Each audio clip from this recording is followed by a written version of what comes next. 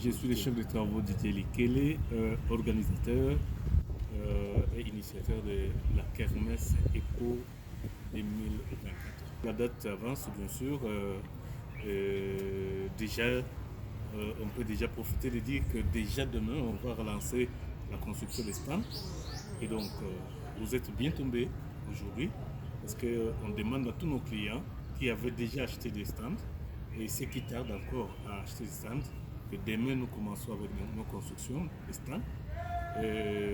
Voilà, là ça avance bien. On ne peut pas dire que c'est sans difficulté, mais on avance. Oui, la date avance bien sûr.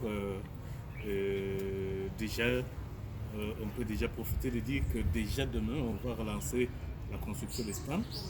Et donc, vous êtes bien tombés aujourd'hui parce qu'on demande à tous nos clients qui avaient déjà acheté des stands et ceux qui tardent encore à acheter des stands que demain, nous commençons avec nos constructions des stands.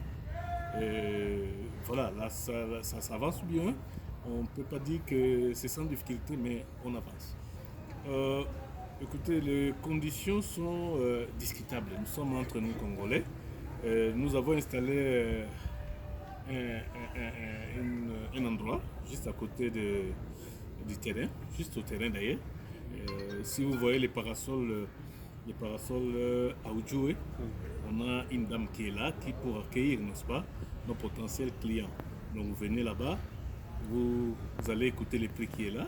Et donc, rien n'empêche que vous puissiez aussi discuter et puis voir, parce que c'est la kermesse de la population, nous voulons que tout le monde soit là. Pour y arriver, je suis parti du constat selon lequel, par exemple, le samedi passé, on venait de lancer, n'est-ce pas, le festival Amani à Goma. Et le festival Amani, justement, c'est pour donner à la population qui est meurtrie de trouver l'occasion, n'est-ce pas, d'exprimer leur douleur et l'occasion aussi, n'est-ce pas, de se distraire un peu. Et il ne faut pas que nous puissions rester seulement dans la détresse et dans ce qui est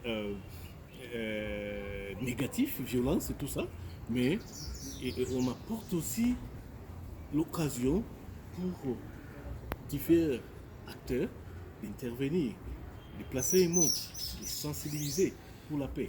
Et nous, en Ituri, je pense que nous avons aussi besoin d'être sensibilisés pour une cohabitation. Surtout notre problème, c'est la cohabitation pacifique.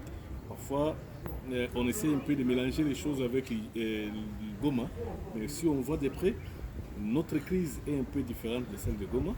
Et donc, notre crise mérite que nous puissions nous mettre ensemble. Et nous avons pensé qu'avec une kermesse, une occasion festive, nous pouvons parvenir à réunir tous les Ituriens, toutes tendances confondues, autour d'un verre, autour d'un repas, en chantant, en dansant et à parler paix. Vous, dans cette activité, vous travaillez en partenariat avec eux concrètement? En fait, c'est une activité qui est partie de nous-mêmes. Okay. Et nous avons amorcé des démarches. Et Dieu merci,